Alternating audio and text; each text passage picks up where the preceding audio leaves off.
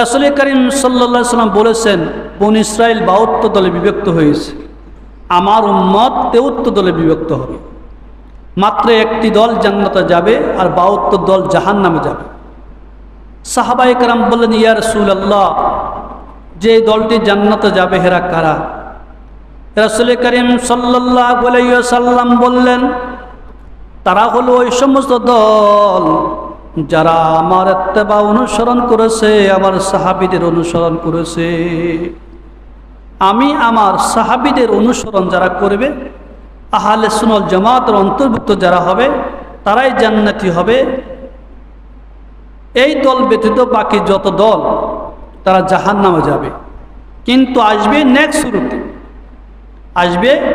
নেক শুরুতে মানুষকে সত্যের পথে দাওয়াত দিবে, কিন্তু তাদের এই সত্যের পথ নয়, এই পথ ভ্রান্তির পথ। কিন্তু আমরা দেখতে পাই বর্তমান ইসলামের ভিতরে অনেক ফেরকা তৈরি হয়ে গেছে। কাদিয়ানী এক ফেরকা, শিয়া এক ফেরকা, হিজবুত তাহরির ছিল এক ফেরকা, বর্তমানে হিজবুত তাওহীদ আরেক ফেরকা। এই ভ্রান্ত দলগুলা, ভ্রান্ত মতবাদগুলা মানুষদেরকে সঠিক সরিয়ে অসৎ ভুল পথের দিকে ধাবিত করতেছে। কারণ মানুষ তো, আমরা সাধারণ মানুষ যারা আছি, ইসলামের নীতি নির্ধারক আমরা অনেকে বুঝি না। কোরআন সুন্নাহর নীতিমালা আমাদের অনেকের জানা নাই। জানা না থাকার কারণে আজকে সাধারণ মানুষগুলোকে শোকে ধুলা দিয়ে এই বেজাতিরা মুহাম্মদ রাসূলুল্লাহ সাল্লাল্লাহু আলাইহি ওয়াসাল্লামের পথ থেকে সরিয়ে অন্য পথে নিয়ে যাচ্ছে। অথচ আমরা এখনো সজাগ হই নাই। আজকে সারা বাংলাদেশে একটি দল মাথাছাড়া দিয়ে উঠেছে, যেই দলটি হলো হিজবুত তাওহীদ। এই হিজবুত তাওহীদ, হিজবুত দল, তাওহীদ একাত্মবাদের দল। তারা একাত্মবাদের নাম দিয়ে সম্পূর্ণ অপসংস্কৃতিক, সম্পূর্ণ গুমরাহি পথের দিকে মানুষকে আহ্বান করতেছে, অথচ মানুষ বোঝে না। এই হিজবুত তাওহীদের প্রতিষ্ঠাতা যিনি হিজবুত তাওহীদ নামে যে দল তৈরি করেছেন, হিজবুত তাওহীদের প্রতিষ্ঠাতা হলো টাঙ্গাইলের মোহাম্মদ বাইজিদ খান পন্নী। টাঙ্গাইলের মোহাম্মদ বাইজিদ খান পন্নী, তিনি বাংলায় শিক্ষিত ছিল, বাংলা পড়ুয়া ছিল, হোমিওপ্যাথিক ডাক্তার ছিলেন। তিনি কোরআন ও হাদিসের কোনো জ্ঞান তার ভিতরে নাই। কোরআন হাদিসের কোনো জ্ঞান নাই। মুহাম্মদ রাসূলুল্লাহ সাল্লাল্লাহু আলাইহি ওয়াসাল্লামের আদর্শের পথের কোনো মত তার কাছে নাই। কিন্তু সে ভ্রান্ত পথে মানুষদেরকে আহ্বান করতেছে। এই ভ্রান্ত পথে মানুষকে আহ্বান করতেছেন।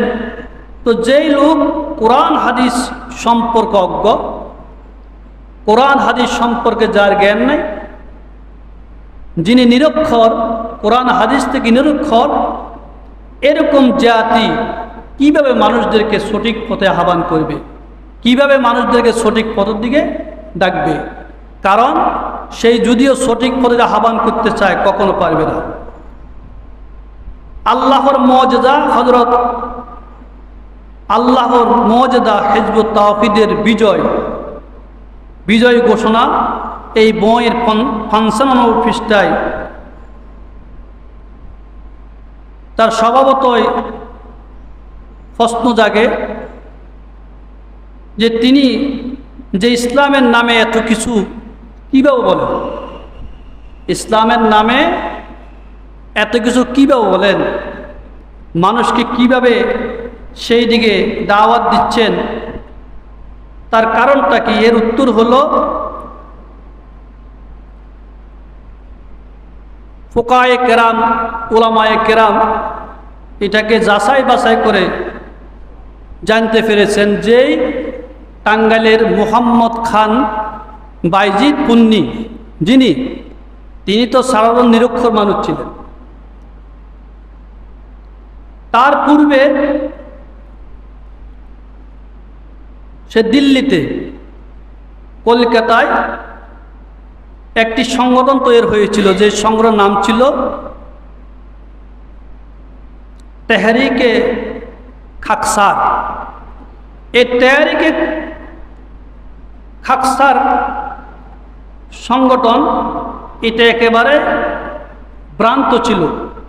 কোরআন ও হাদিস, কোরআন সুন্নার বিপরীত একটি আন্দোলন ছিল। এই আন্দোলনের প্রতিষ্ঠাতা ছিলেন এনায়েতুল্লাহ খান মাশরাকি। এনায়েতুল্লাহ খান কি মাশরাকি, তার নিজস্ব কিছু ভ্রান্ত চিন্তাধারা ছিল। কোরআন হাদিস বাদ দিয়ে তার মনগত কিছু ভ্রান্ত চিন্তাধারা সে করেছেন, যেইগুলোর ব্যাপারে তৎকালীন প্রায় সকল ওলামায়ে কেরাম ফতোয়া দিয়েছেন। ভ্রান্ত পথের যে গোমরাই, যেই গোমরাইটি ছিল, এক সময় যখন মুসলমান এর বিরুদ্ধে আন্দোলন করলেন, ওলামায়ে কেরাম আন্দোলন করলেন, আলেম ওলামার আন্দোলন করলেন, এই আন্দোলনের কারণে এই দলটি নিস্তেনাবুদ হয়ে গেছে, ধ্বংস হয়ে গেছে। ধ্বংস হয়ে যাওয়ার পরে বাইজিদ খান পন্নী ওই দলতে অংশগ্রহণ করেছেন, কিন্তু সেই গোপনে তার সেই মিশন জারি রেখেছে। ওই মিশন কখনো বাদ দেয় নাই, কিন্তু তার সাধারণ মানুষগুলোকে যেভাবে বুঝাইতেন, কিন্তু ওই যে সেই এনায়েতুল্লাহর যেই নীতি নির্ধারক এনায়েতুল্লাহ মাশরাকির, সেই নিয়মতান্ত্রিক সে দূর রেখেছে, কিন্তু এটা প্রকাশ করতেছে না, কারণ সমস্ত ওলামায়ে কেরাম বাংলার সাধারণ মানুষগুলো তো তার বিরুদ্ধে। শেষ পর্যন্ত সেই 1947 সালের পর এই খাকসার আন্দোলন বিলুপ্ত হয়ে যাওয়ার পরে তিনি 1995 সালে সে হিজবুত তাওহীদ নামে এই দলটি কি তৈরি করেছে।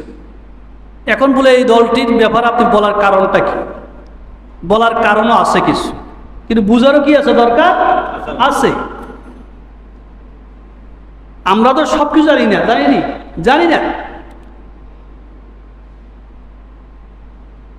এই মোহাম্মদ বাইজিদ খান পন্নী বলেছেন, রাসূল করিম সাল্লাল্লাহু আলাইহি ওয়াসাল্লামের ইন্তেকালের পরে আজ 1400 অতিবাহিত হয়ে গেছে, কিন্তু মুহাম্মদ রাসূলুল্লাহ সাল্লাল্লাহু আলাইহি ওয়াসাল্লাম যে ধর্ম নিয়ে এসেছেন, যে কোরআন নিয়ে এসেছেন, সব কিছু বিলুপ্ত হয়ে গেছে, তার আমল করা যাবে না। নাউজুবিল্লাহ। কথা বুঝতে পারছেন তো? তার আমল করা যাবে না। কিন্তু হক্কানি ওলামায়ে কেরাম আহলে সুন্নাহ ওয়াল জামাতের আকীদা হলো আল্লাহ রাব্বুল আলামিন নবী মুহাম্মদ রাসূলুল্লাহ সাল্লাল্লাহু আলাইহি ওয়াসাল্লামকে আখির জামানার পয়গম্বর হিসেবে পৃথিবীতে প্রেরণ করেছেন। তিনি হলেন শেষ নবী, তারপর আর কোনো নবী আসবে না। আনা খাতামান নাবিয়্যিন লা নাবিয়্যা বাদি। বিশ্বনবী মুহাম্মদ রাসূলুল্লাহ সাল্লাল্লাহু আলাইহি ওয়াসাল্লাম বলেছেন, আমি শেষ নবী, আমার পরে পৃথিবীতে আর কোনো নবী আসবে না। তো আমার পরে যদি কোনো নবী না আসে, এরপরে আমার এই উম্মতরা হক্কানি ওলামায়ে কেরামের পথ ধরবে, তারা আমার সাহাবায়ে কেরামের পথ অবলম্বন করবে। আমার সাহাবায়ে কেরাম, তাবেঈন, আইম্মায়ে মুজতাহিদিন, বিজ্ঞ ফকি মিল্লাতরা যে দিক নির্দেশনা দিবে কোরআন ও হাদিস থেকে, ওই কোরআন ও হাদিসের আলোকে তাদের জীবন ধারণ করবে। আল্লাহু আকবার। কিন্তু এই হিজবুত তাওহীদের যে পদার্থ, যেই কথা বলেছেন মোহাম্মদ বাইজিদ খান পন্নীর কথা যদি বাস্তব হয়ে থাকে, তাহলে তো সমস্ত মানুষ গুমরা হয়ে যাবে। কারণ রাসূল করিম সাল্লাল্লাহু আলাইহি ওয়াসাল্লামের ইন্তেকালের পরে কোরআন সুন্নাহ, আল্লাহ 30 পারা কোরআন রাসূল করিম সাল্লাল্লাহু আলাইহি ওয়াসাল্লাম এই জমিনে রেখে গিয়েছেন। রাসূলের বাণী অসংখ্য হাদিস, বুখারী, মুসলিম, নেসাই, ইবনে মাজাহ, তিরমিজি, 76 হাদিসগুলা রাসূল করিম সাল্লাল্লাহু আলাইহি ওয়াসাল্লাম রেখে গিয়েছেন। কিন্তু যারা বিজ্ঞ ওলামায়ে কেরাম, যারা কোরআন ও হাদিস সম্পর্কে অভিজ্ঞত, তারা কোরআন ও হাদিসকে রিসার্চ করে সঠিক মাসলা মাসাইলগুলো বের করে এই উম্মতের জন্য, এই উম্মতের সঠিক পথ দেখাবে, আর এই উম্মত সেই পথে চলবে। তখন এই উম্মত গুমরাহ হতে পারবে না। হবে কি না? গুনাহ হবে না। রাসূল কারীম সাল্লাল্লাহু আলাইহি ওয়াসাল্লাম বলেছেন, তারাকতু ফিক আমরাইন লান তাদিল্লু মা তামাসসাকতুম বিহিমা কিতাবাল্লাহি ওয়া সুন্নাত রাসূলিহি। আল্লাহ নবী মুহাম্মদ রাসূলুল্লাহ সাল্লাল্লাহু আলাইহি ওয়াসাল্লাম বলেছেন, আমি এমন দুইটি বস্তু রেখে গিয়েছি, সেই দুইটি বস্তুকে যদি আমার উম্মতরা মজবুত করে থাকে, অটল মজবুত করে ধরে, তারা কোশ্চিনকালও গুমরাহ হবে না। সেই দুইটি বস্তু হলো কিতাবাল্লাহি ওয়া সুন্নাত রাসূলিহি। একটি আল্লাহ পাকের মহাগ্রন্থ আল কোরআন, দুই নম্বর রাসূল করিম সাল্লাল্লাহু আলাইহি ওয়াসাল্লামের সুন্নাহ, রাসূলুল্লাহর তরিকা, রাসূল করিম সাল্লাল্লাহু আলাইহি ওয়াসাল্লামের হাদিস। ঠিক কি না? এই হাদিসগুলা হলো আমাদের পথ প্রদর্শক। মহাগ্রন্থ আল কোরআন আমাদের পথ প্রদর্শক। সেই হিজবুত তাওহীদের প্রধান সেই বাইজিদ খান পন্নীর কথা মতো যদি আমরা 1400 বছরের পরে যদি সেই 1400 বছর পূর্বে রাসূল করিম সাল্লাল্লাহু আলাইহি ওয়াসাল্লাম যে আদর্শ আমাদের জন্য রেখে গিয়েছেন, যে কোরআন ও সুন্নাহ রেখে গিয়েছেন, সেই কোরআন সুন্নাহ যদি আমরা ছেড়ে দিই, আমরা তো গুমরাহ এমনি হয়ে যাব কি না? কারণ কোরআন সুন্নাহর বাহিরে কোনো কিছু নাই। আমরা যারা আহলে সুন্নাত ওয়াল জামাতের অন্তর্ভুক্ত, যারা আহলে সুন্নাত ওয়াল জামাতের দাবি করি, মুহাম্মদ সাল্লাল্লাহু আলাইহি ওয়াসাল্লামকে আমাদের নবী মানে নবী হিসাবে গ্রহণ করে, তাহলে আমরা রাসূল করিম সাল্লাল্লাহু আলাইহি ওয়াসাল্লাম আদর্শকে অবশ্যই মানতে হবে কিনা? তো রাসূল সাল্লাল্লাহু আলাইহি ওয়াসাল্লামের হাদিস যদি অস্বীকার করা হয়, কাকে অস্বীকার করা হবে? রাসূল করিম সাল্লাল্লাহু আলাইহি ওয়াসাল্লামকে অস্বীকার করা হবে। আর রাসূল সাল্লাল্লাহু আলাইহি ওয়াসাল্লামকে যদি অস্বীকার করা হয়, মহাগ্রন্থ আল কোরআনকে অস্বীকার করা হবে। আর কোরআনকে অস্বীকার করা হলে আমাদের মহান রবকে অস্বীকার করা হবে কি না?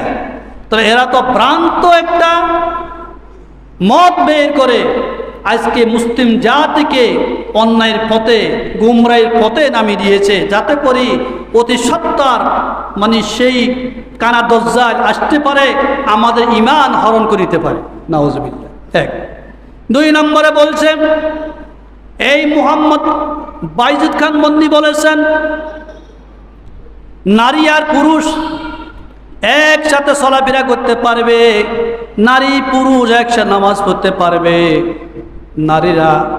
নারীরা মুখমণ্ডল, শুধু মুখমণ্ডল খোলা নয়, তাদের সমস্ত দেহগুলা খোলা রাখতে পারবে। নাউজুবিল্লাহ। বলুন তো দেখি, কোরআন ও সুন্নাহর কোনো জায়গা আছে যে নারীরা বেপরদা চলার ব্যাপারে আছে? না। তো দেখেন, তাদের দলগতভাবে তাদের দলের বিভিন্ন সেমিনারগুলো দেখবেন নারী আর পুরুষ একসাথে নামাজ পড়ে, আর তাদের নামাজের তরিকা হলো একেবারে ভিন্ন। একেবারে কি ভিন্ন? এমন নামাজ পড়ে মনে হয় যেন বাইসালি করে, কি করে? বাইসলামি করে, কি রুকু করে, কি সেজদা করে, কি কিয়াম করে, কি কিওর করে, কোনো একটা জিনিসের নিয়মতান্ত্রিক নাই। কি হুরুস্তুল পারে, ঠিক না?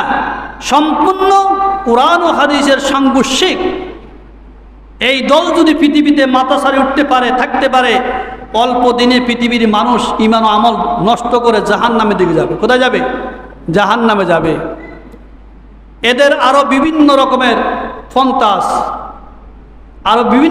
পন্থা রয়েছে।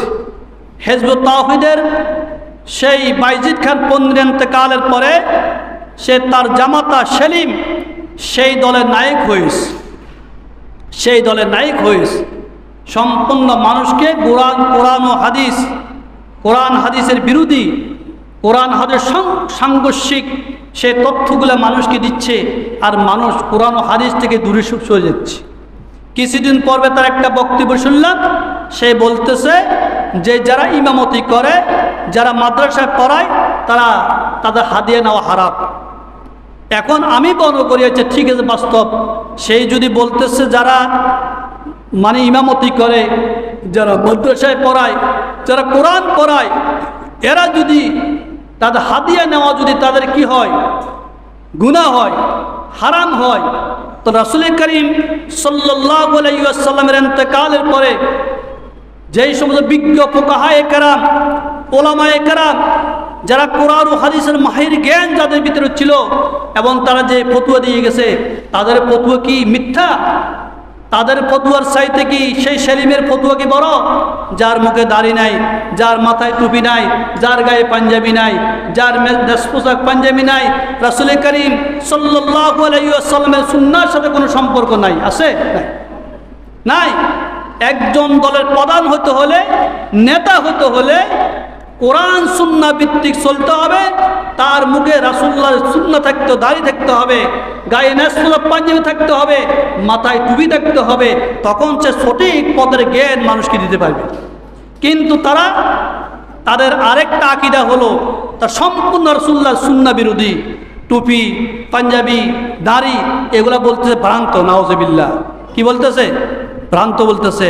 আপনার এগুলা যদি মিথ্যা হয়, আপনার খোঁজ করে নেবেন, যে মানে আপনার ফেসবুক, ইউটিউবের ওয়েবসাইট যেগুলো আছে, ওয়েবসাইটে মানে পাবেন, সম্পূর্ণ আছে।